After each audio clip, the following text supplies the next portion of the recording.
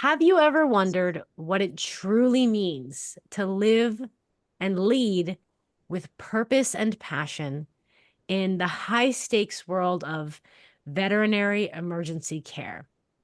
How can we even begin to navigate the intense pressures of the ER while also staying super grounded in our core values? I'm really excited because a lot of our audience members are social workers, veterinarians, vet techs, and are in these caretaker roles that ask a lot of them.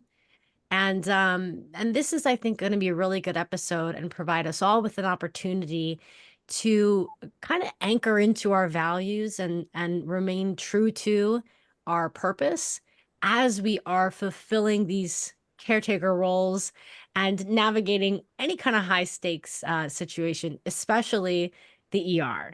So these are some of the questions that we are going to explore today on the Street Dog podcast, brought to you by the Street Dog Coalition. We are a national nonprofit providing free veterinary care and related services to pets of people experiencing or at risk of homelessness. As always, I'm your host, Daria Tavana, and I'm also the Director of Development at the Street Dog Coalition. So today we are super thrilled to have Dr. Indya Woods with us. Yeah.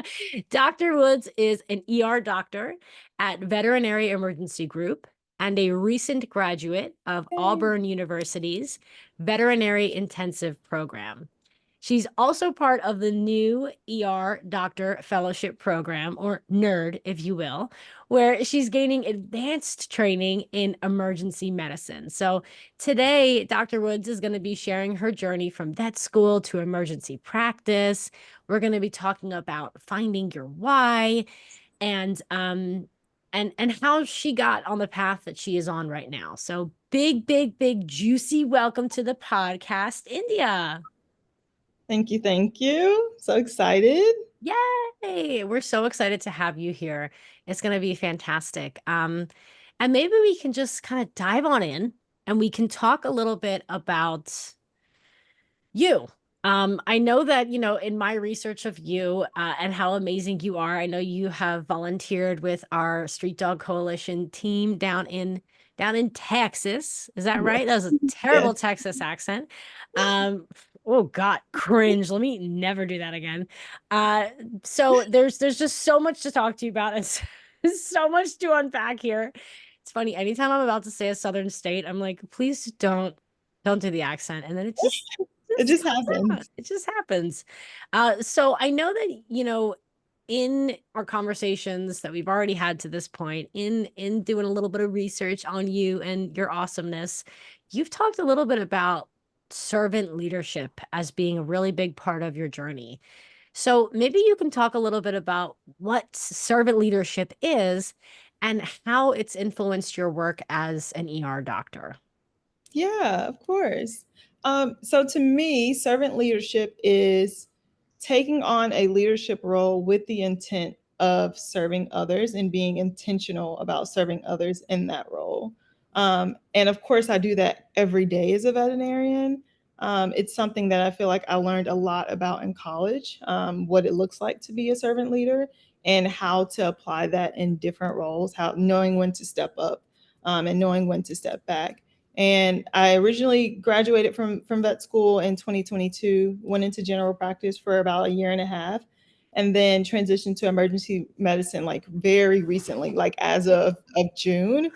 And there have been so many opportunities for me to be a servant leader on our ER floor, just because I have to keep the pet and the pet parent in mind. We're in Mm. an emergency setting. So not only am I trying to save this pet's life, but I'm also trying to work our pet parents through a very hard moment or maybe the moment of losing their pet, and being able to work with my patient, the pet parent, my support staff, other doctors, and knowing when to step up and step back. That is one of the greatest things that ER has transitioned me into in like a different kind of way. Oh, that's so cool. Can you talk a little bit more about like stepping up and stepping back? I feel like I need to do more of that in my life, and I only kind of know what you mean by that.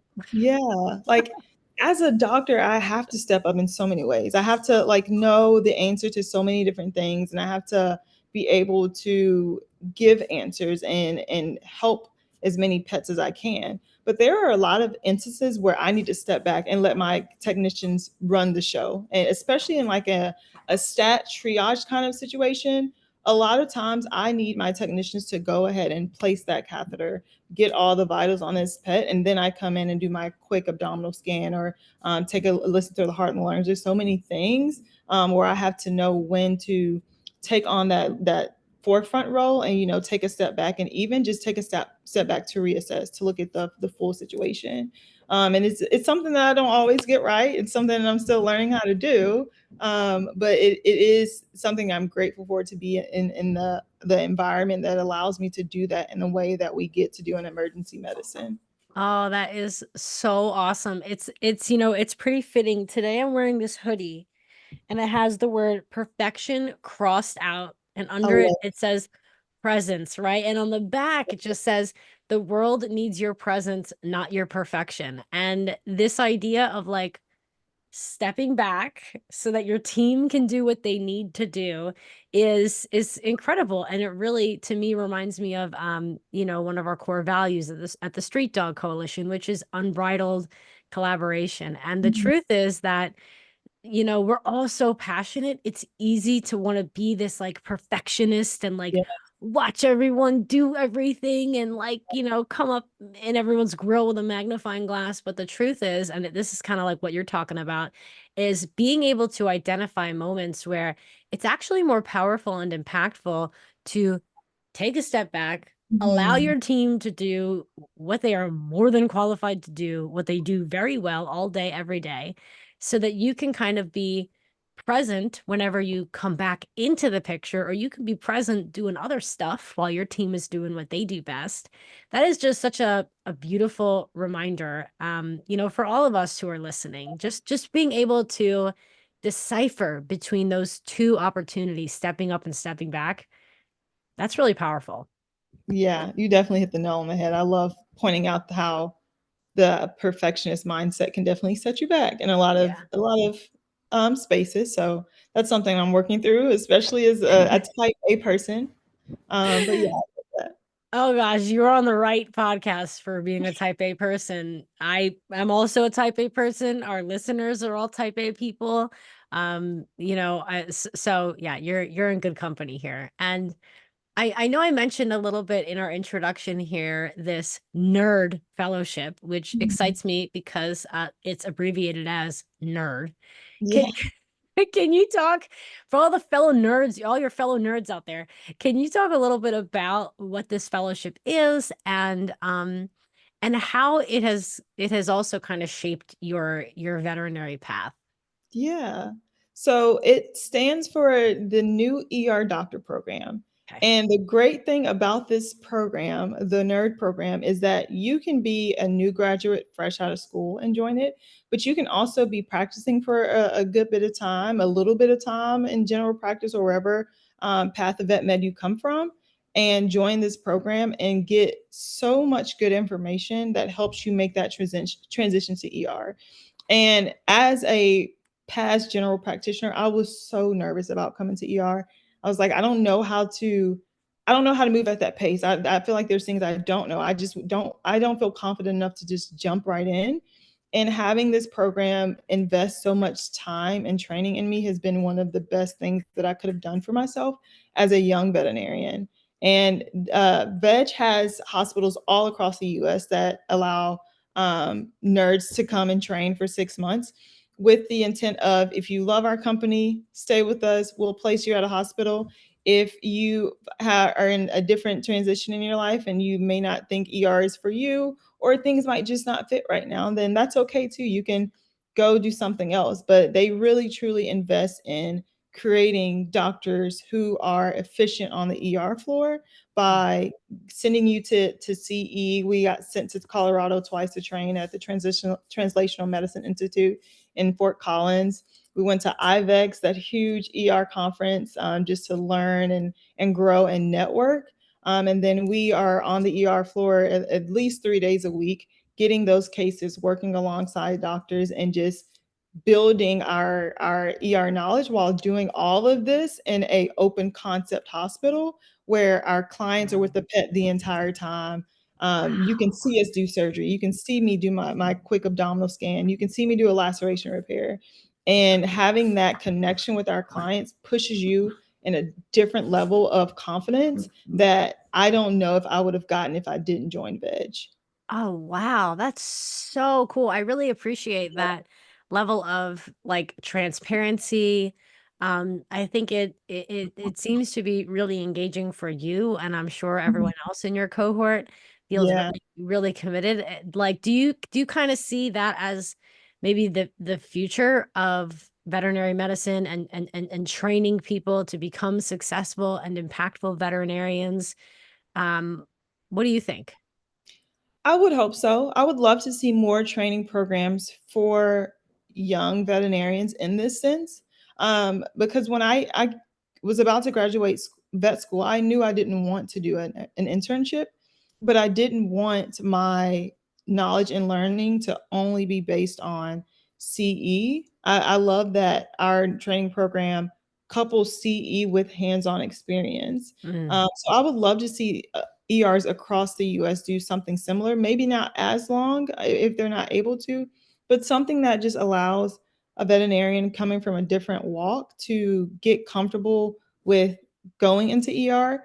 Because a lot of times we have relied heavily on just throwing you in and hoping you swim. And a lot of us can't do that. And a lot of us don't thrive that way. Even if we're able to be thrown in and figure it out, that may not be the best option for everyone. And I think there's a healthy way to like train a new doctor to be comfortable in new settings. Yes, yes. I really appreciate that level of innovation and listening that you're doing, Mhm. that your cohort is doing, that obviously the company is doing. That's so cool and really exciting. And I Mhm. know that, your passion extends beyond what you do professionally, that you live a life of service. We talked about service leadership, servant leadership a little bit. And some of our listeners may not know that you're also a Street Dog Coalition volunteer, because of course you are, because you're the busiest person ever. And why not just add Just a little something else. just a little something else? Maybe you can tell us a little bit, India, how you heard about the Street Dog Coalition. What inspired you to get involved? Yeah. So I was at, I believe it was Western Veterinary Conference last year or earlier this year in February. And one of the talks I went to was about how can we, how do you get into street medicine? What does street medicine look like? How do you serve unhoused individuals or individuals experiencing poverty or just someone who needs help in a different space in veterinary medicine? And I don't remember the speaker's name, but he connected me to Street Dog Coalition, and then I came to Austin for the AVMA conference and signed up there to That's do the great. first project with the AVMA, and I absolutely loved it. I absolutely like I've done similar work out in Mexico with the company I work with called Figs, the scrub company, and Yeah. I knew in that moment that that was something that I not only wanted to do internationally, but also do on a domestic scale. And it was so much fun being able to just meet these pet parents, meet these parents, and just help and just use my hands in any way, whether that was being the doctor or being the technician in that moment. So I did another one this earlier in September, and love that one too. And I'm trying to get back in for more as much as I can. Oh, that's awesome. That's so cool. We've heard, I can't say this enough. We genuinely appreciate all that you do for pets and their people. Like having you as a Street Dog Coalition volunteer, what a dream that is. You're such an amazing advocate for pets and people in need. I know that you leverage your social media presence to raise awareness about the causes you care most about, and it's just it's really exciting to hear that you have taken advantage of opportunities to give back to communities in need, and to care for pets and people who need your help the most. Yeah. Why do you think that that's such a strong like value of yours? Where does that come from? I I don't know. And that's the crazy part. I feel like there's just one day I just woke up and I was like, I want to help people. And I want to do that naturally. And if Mm, there's any way to take my job as a veterinarian and help someone, I want to be able to do that. And I feel like there are so many different avenues in vet med that our job allows us to walk down these avenues mm, confidently. Why not help out where I can? I don't feel like I have to get paid to do everything that I do, because some things that are valuable I just don't have to be paid for. It mm. doesn't take the value out of that. And I think my givingness and like wanting to serve people truly stems from my grandmother. That's just how she raised me. She was one of those people who genuinely loved to see people smile and love. Like, it's something that the feeling you get when you know that you've helped someone is one of the most rewarding feelings in the world. And being able to do that in the level of being a veterinarian, something that I've dreamt about for so long and something that I've wanted for so long, it's like an extra step on top of the gift, because I can just be a vet. I can practice, I can do small animal medicine, do ER, but what is that extra step I can take to make an impact? And whatever that is what the depth of my dream is, to be able to do that. Oh man, you're making me like tear up over here, India. Like it's funny. I love how you began that answer with, I don't know. And then you ended it with, it's my grandma.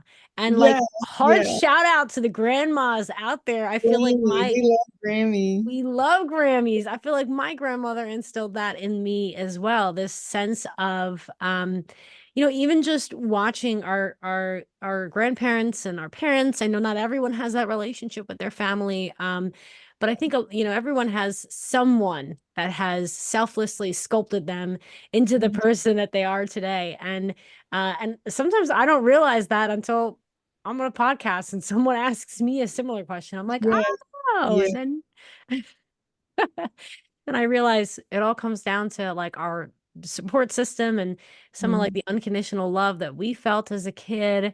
That's really beautiful. I really admire and appreciate that. And I know that in your Instagram bio, I think I've seen this in the past, or maybe in one of your Instagram posts, you talk about remembering your why.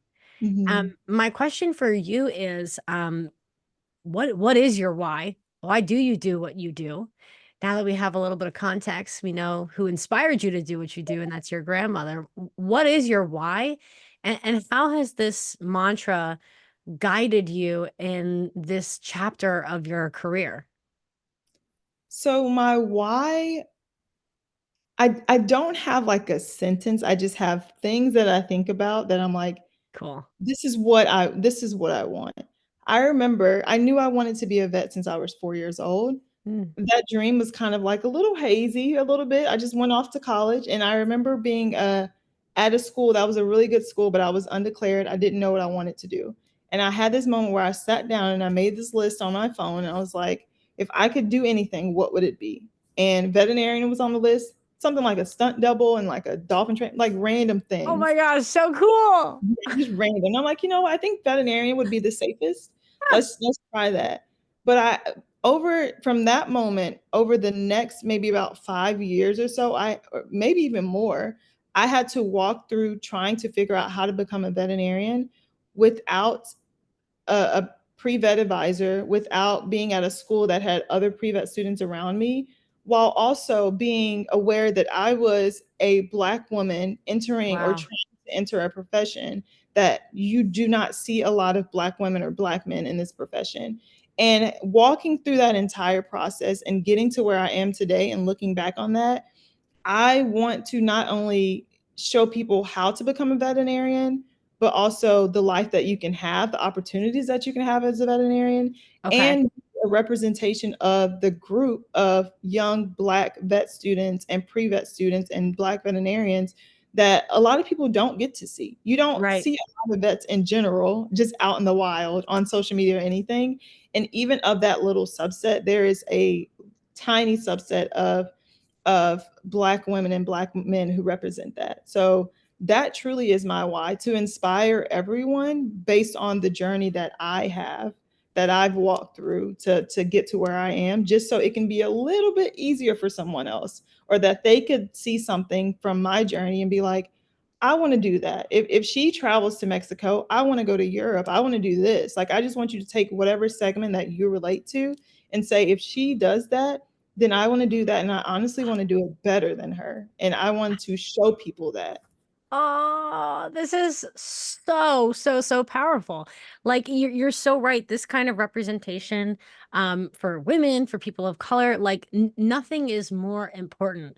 And until we see someone who looks like us, who thinks like us, who maybe dresses a little bit like us, in Yes. their Yeah. figs, looking cute, looking fly as hell, getting the job done. Like, how else can we believe that our goals as, as little girls, how can we believe that that goal is possible, that goal is something we can actually tangibly maybe achieve if we try hard enough? And I mean, the truth is that, for hundreds of years and still very much so today, there have been, systemic injustices that Mhm. women have to deal with, that people of color have to deal with, that people who have disabilities have to deal with. I mean, the list goes on. So it's just such a beautiful reminder, to your audience who follows you online, to our audience who's listening to this podcast, that like if you can see it, you can be it. Yeah. And and I'm just like just blown away by everything that you're sharing. And I know that we've had other trailblazers in the past come on the podcast. We have a lot of trailblazers listening to the podcast. So you really are in good company. I love that so much. Yes, yes, yes, yes. So, India, before I let you go, can you maybe share with us a little bit about your plans for the future? Like what's next for you? I hope a vacation at some point. Yes, I am. I'm trying to get back on a vacation. It has been a while for me. And if you follow my Instagram, you know I love a good vacation. So I am trying to get back on vacation, hopefully sometime in like January or February. But I am staying in emergency medicine. I have decided to stay with the Veterinary Emergency Group. Nice. Still within Texas. I'm just moving cities. So Okay. I hope that this is the very beginning of a beautiful journey in ER. And outside of that, man, I really have no idea. I have asked Nice. myself that question for the past couple of weeks. And at this point in my life, I am excited to even be able to ask that question. I know I'm going to be an ER doctor. I know I'm going to be in Texas. I know I'm going to be happy. Everything else, oh, and I know I'm going to be on vacation. Yes. Everything else, we're just figuring it out. Oh my gosh. This is a friendly reminder to myself and to everyone who is listening that you don't have to have it all figured out. You You could don't. just have the next couple steps figured out, Exactly. maybe. Yeah. Uh, Prioritizing that self-care, prioritizing that vacation. I know anyone who works in emergency care is like overworked, underpaid, and maybe on some days just like over it, over Yeah. all of it. So Yes. Yes. I really like to hear, I really enjoyed hearing you say that you intend to like remain happy. Mhm. I know that burnout is, it's a different topic for a different day, but I'm sure you see it way more than I see it, that burnout within your community, within your profession, like that's real. That's Yeah. very real. I think it's a huge deterrent for a lot of people in the field, especially in emergency care. So to see that you've placed your happiness as a high priority and that you have a plan for achieving that happiness, which is just staying, can be as simple as like staying anchored into your purpose, into your why, remembering your sweet grandmother, but also like taking a vacation and carving out time to be with yourself and with people you love. And again, stepping back, trusting that the people who are covering for you while you're on vacation are doing just fine. Yeah. there's so many like juicy nuggets in this episode, so many life lessons. And yeah, I want to thank you so much for joining me today. I want to let our supporters know that I've included a link to India's Instagram account in our show notes. It is inspiring, it is fun, it is full of really, I think, just inspirational moments in your life. So much Black excellence. Like, please fill my timeline. I love seeing you with other vets who also identify as being people of color. I love like the female empowerment on your Yes. account, India. Like, I am picking up what you're putting down. I love that. So thank you again, India. I really appreciate everything that you do for our community at the Street Dog Coalition, everything you do for pets and people who come to you at their most desperate hour, whether it's at a street dog clinic, whether it's at veg where you do incredible emergency care. And yeah, just big thanks again for joining us. Big thanks to everyone who tuned in. And India, now we got your whole Wi-Fi situation figured out. We gotta, yeah, Did I it. know, This has yay! been so much fun too. I'm so glad we had no issues. This was such a fun talk. I No enjoyed it. Love issues. me some Street Dog Coalition. Love everything that you guys are doing. And truly, it is work that I hope remains. It's needed and it's one of a kind for sure. So thank you, and thank you for everything that you do. Thank you so much, India. I can't wait to have you back again. Maybe this time next year we'll bring you back, and something tells me you're going to be full of so much wisdom I from hope being so. in this role for over a year at that point. So, Yes. Yeah. I love that. I'm down. You know I'm down. yes, you're the best, India. Thank you again so much. I hope you enjoy the rest of your day off. Make it good or do nothing. Or a little bit of both. A little bit of both, that A little bit of, balance. yeah. Thank you again, India. Take care. And until next time, Until next time. Bye. adios. Bye bye.